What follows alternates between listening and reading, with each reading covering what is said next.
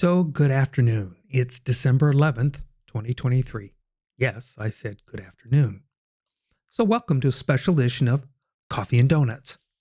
As you know, we've created this section of the Dusty Feet called Coffee and Donuts. Many of the folks that I know, right, they often hear me say, here's something to ponder, something to think about, and we'll probably need some coffee and donuts along to discuss. This afternoon begins a short 4-part miniseries, one for each day the next 4 days, called Why Light Candles and Ignore the War. These videos, they were made well before the events of October 7th, 2023, but I'm not surprised that they still meet us in that space. These podcasts are intended to be short with the idea to have you chew on the thought amongst yourselves, C&D at the ready. So, welcome to another Coffee and Donuts on the Dusty Feet.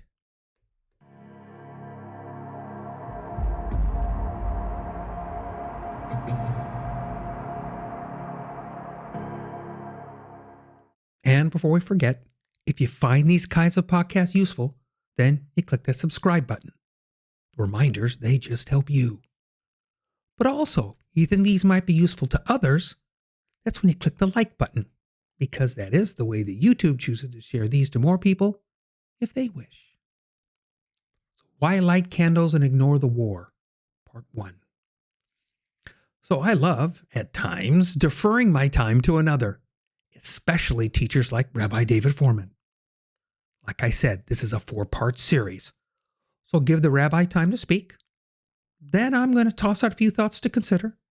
You'll get one each day for the next 4 days. Those that know me know that I enjoy seeing, or really hearing, echoes in Scripture, events, interactions with God that are heard in Scripture, and the events in our lives and the lives of others. The rabbi refers to as shedding light. Enjoy.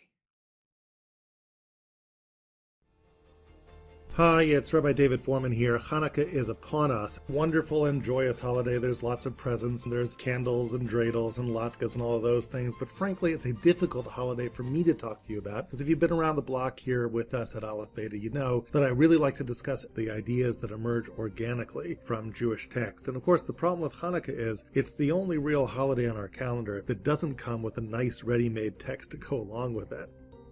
And I suppose, yes, there is the Book of the Maccabees, but it's not seen as having religious significance.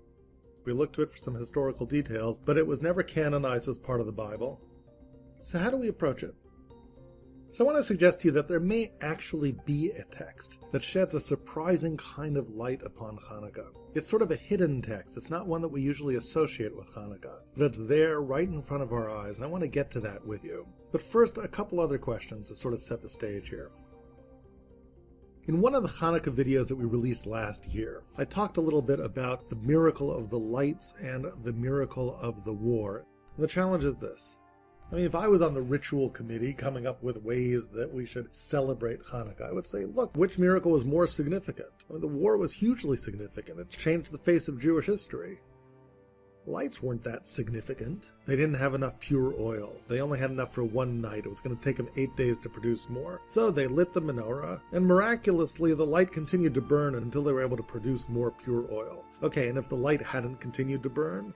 They did the best they could. They got rid of the swine on the altar. They purified the temple. What more do you want from them? Okay, so they would have been out of oil, so they would have lit it again 8 days later. Would have just been a footnote in Jewish history of the menorah gone dark for a few more days. So if we're going to celebrate one miracle, wasn't the war the more significant miracle? If you were on the ritual committee to make up the observance of Hanukkah way back when, wouldn't you have said, well, let's create these papier-mâché Greek elephants as we beat the piñata. We should have these little scraps of paper that come flying out of the broken elephant that say God in them. God is here. It was God that made it all happen. We should understand that there was this great transcendent miracle that the war was won because of God. I mean, that was the miracle that really mattered. Let's celebrate that miracle.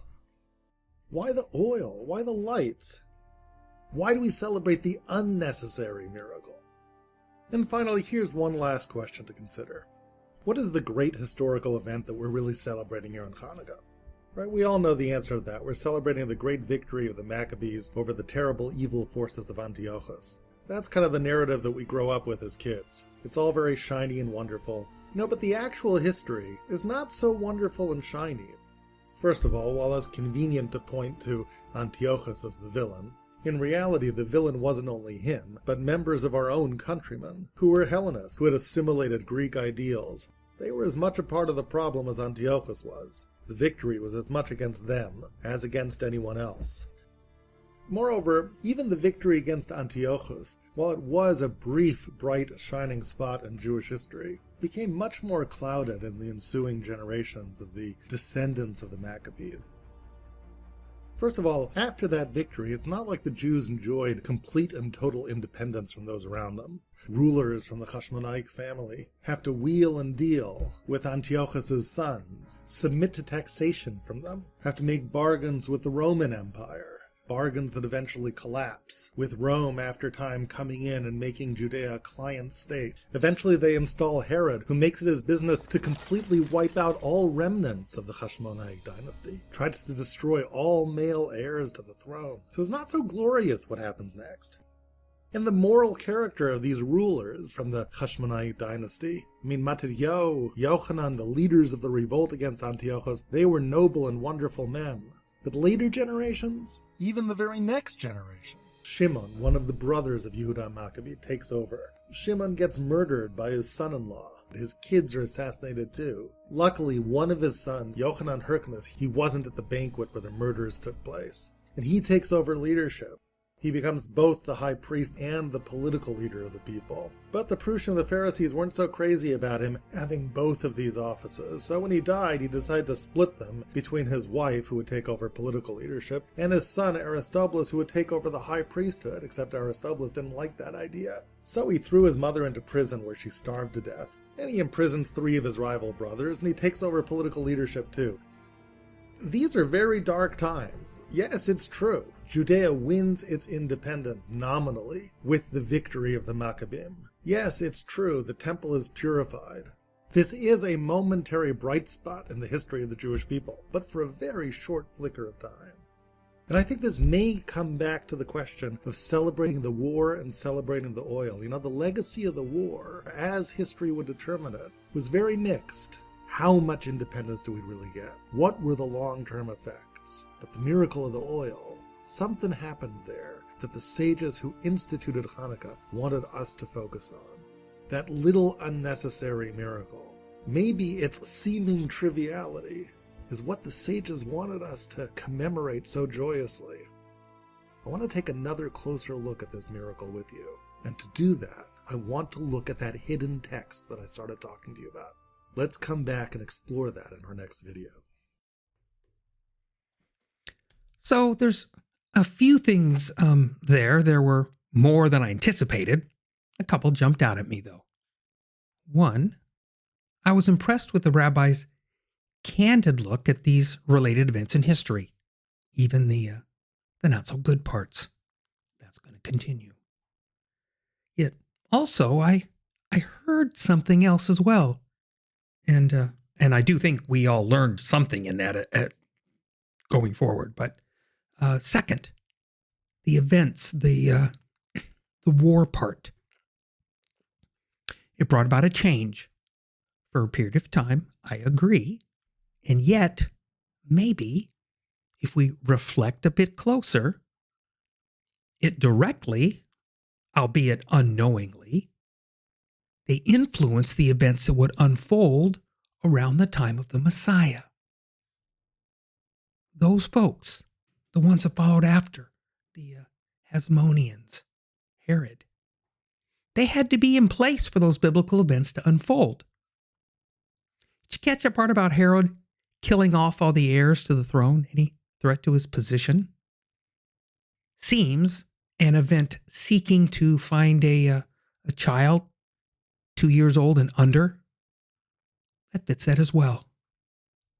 Death to an entire local generation. And also, don't forget, also the death of John the Immerser, a.k.a. John the Baptist.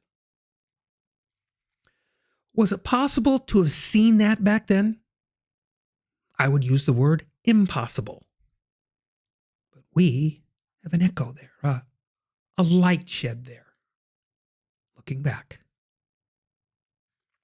we can't see where our events will have their impact in the future. But make no mistake, they will. But that God's will be done? We have in this instance the blessing of a hindsight view. There were some more points, and I'll leave those for you to ponder. Thoughts tossed out, C&D at the ready.